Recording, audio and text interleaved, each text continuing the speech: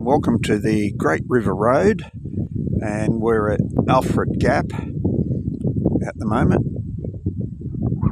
The road's over to the left, and eventually morning tea time we'll end up at Tumbarumba. But this is a lovely view here of semi-open woodland, and one of the things here is a giant wedge-tailed eagle.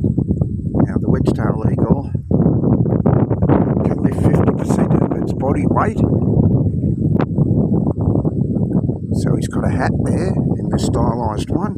It would be no problem at all taking the hat, but this is at Alfred Gap on the Ocean Road, and it's lovely scenery, and the Indian over here is enjoying its ride.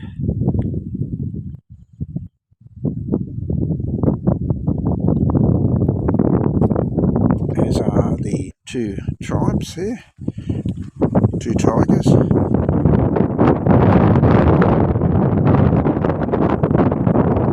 So it's lovely scenery here, beautiful and green, and it's all due to, once again, the Murray River and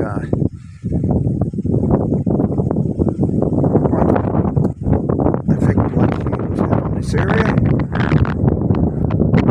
Wedge-tailed eagles, we haven't seen any today. We saw plenty of other birds try and play havoc with us while I rode motorbike, but they can soar up to 2 kilometres in height using the thermals.